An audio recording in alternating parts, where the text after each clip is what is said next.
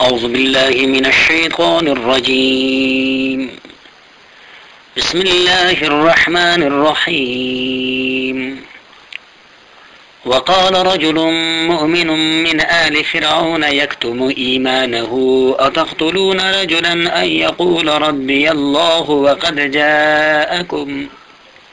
وقد جاءكم بالبينات من ربكم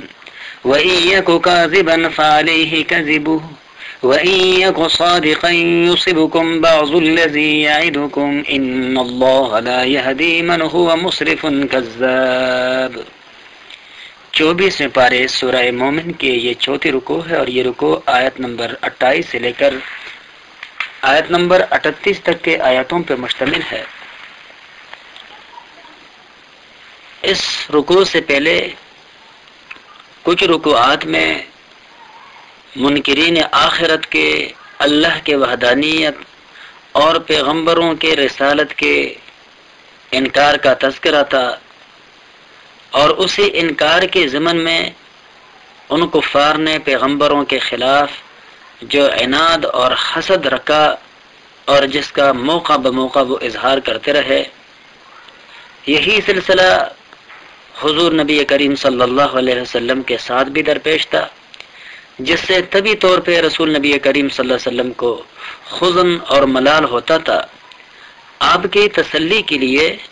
ان مذکورہ تقریباً 2 رکوع میں حضرت موسیٰ علیہ السلام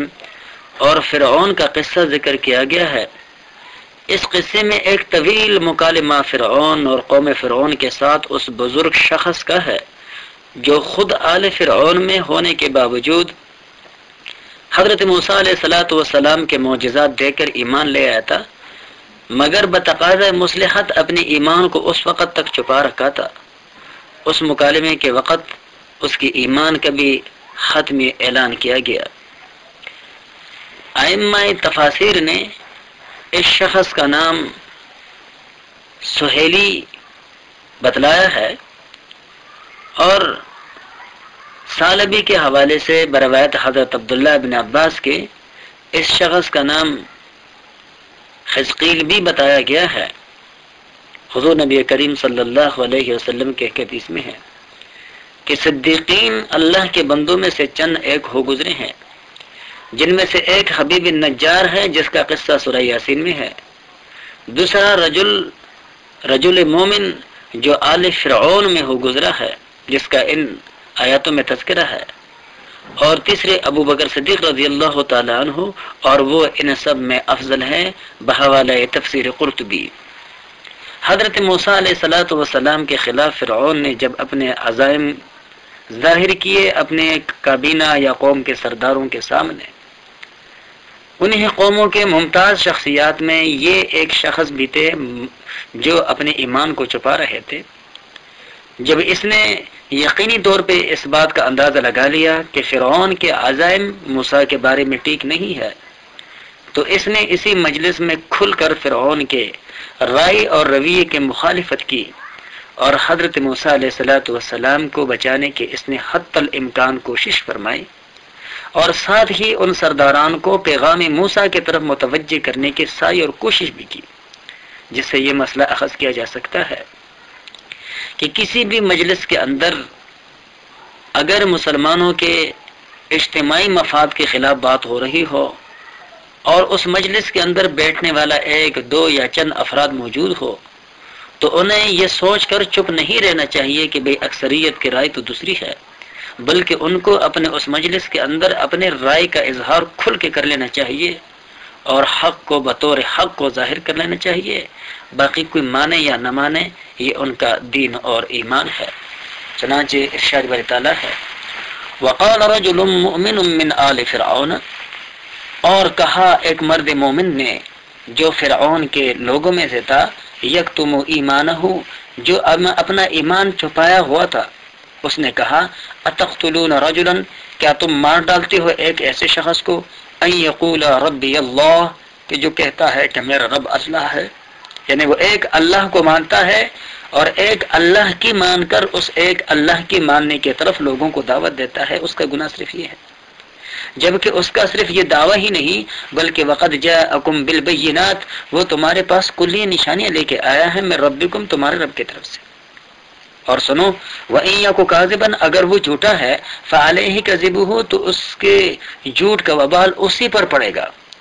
لیکن وَإِن يَكُ صَادِقًا، اور اگر وہ سچا ہے يُصِبْكُمْ بَعْضُ الَّذِي، تو پڑ جائے گا تم پر بعض وہ يَعِدُكُمْ، جس کا وہ تم سے وعدہ کرتا رہتا ہے۔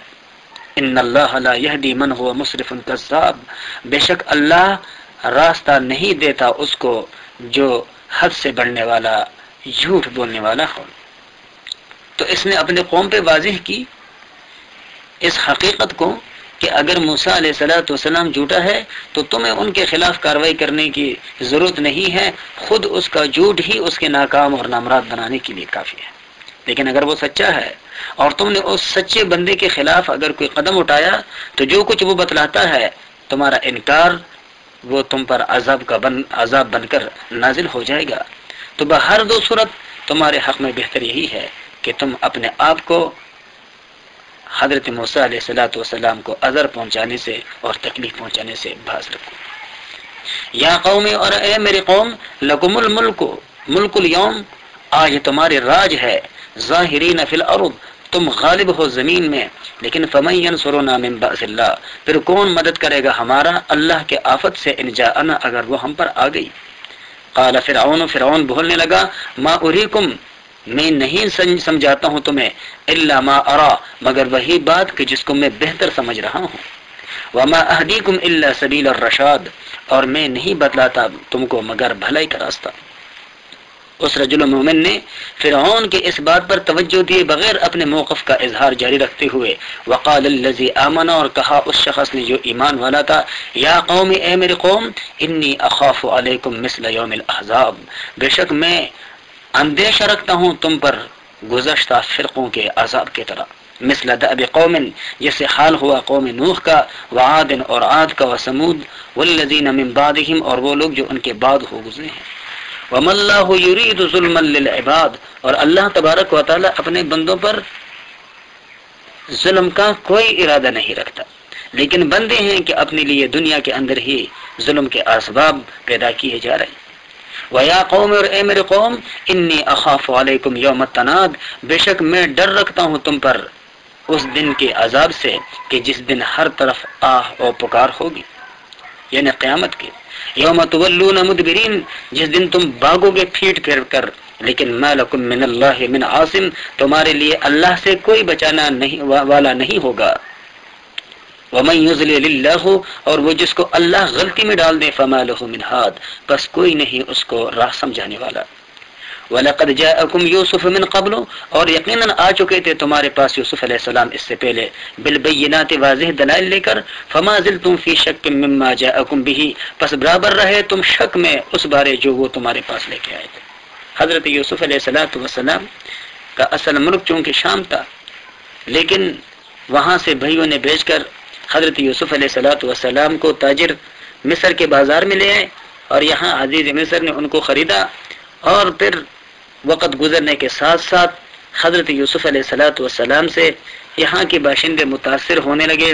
ان کے مرتبے اور مقام کو وہ لوگ سمجھنے لگے، اور بالآخر ان کو یہاں کی حکومت عطا کی گئی۔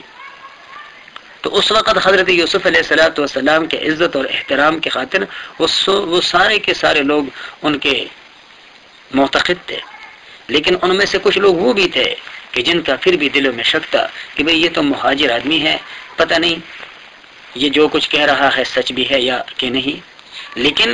اکثریت چونکہ ان کے معتقد تھی اس لیے یہ اس وقت بھی چپ رہے، لیکن کینہ اور حسد برابر ان لوگوں کے دلوں میں پوشیدہ چھپا ہوا تھا۔ یہی وہ قوم تھی جو کہ فرعون کا قوم ہے۔ تو اس رجل مومن نے کہا کہ اس سے پہلے تمہارے پاس یوسف علیہ السلام بھی کھلی پیغام لے کے آئے، لیکن تم نے اس بارے میں بھی شک کی، حتی اذا ہلک، یہاں تک کہ جب وہ فوت ہو گئے، قلتم، پھر تم نے کہا، لن یبعث اللہ من بعدہ رسولا، اللہ اب اس کے بعد کوئی رسول نہیں بھیجے گا۔ کذالک یضل اللہ من هو مسرف مرتاب، اسی طرح اللہ تبارک و تعالی گمراہ کرتا ہے وہ جو حد سے بڑھنے والا، شک کرنے والا ہو۔ للذین، وہ لوگ، یجادلون فی آیات اللہ، جو جگڑتے ہیں اللہ کے باتوں میں، بغیر سلطان، بغیر کسی دلیل کے، اتاہم، جو ان تک پہنچی ہو، کبر مقتا عند اللہ وعند الذین آمنوا، بڑی بیزاری کی بات ہے یہ اللہ کے ہاں بھی اور ایمان والوں کے ہاں بھی. کذالک یطبع اللہ علی کل قلب، ایسا ہی اللہ مہر لگا لیتا ہے ہر ایک کے دل متکبر جبار، جو غرور والا سرکشی کرنے والا ہو. وقال فرعون، اور فرعون کہنے لگا یا حامان ابن لی، اے حامان بنا لے میرے لیے سرحن ایک اونچا محل، لعلی ابلغ الاسباب، شاید میں جا پہنچوں راستوں میں، اسباب السماوات آسمانوں کے راستوں میں، فاطلع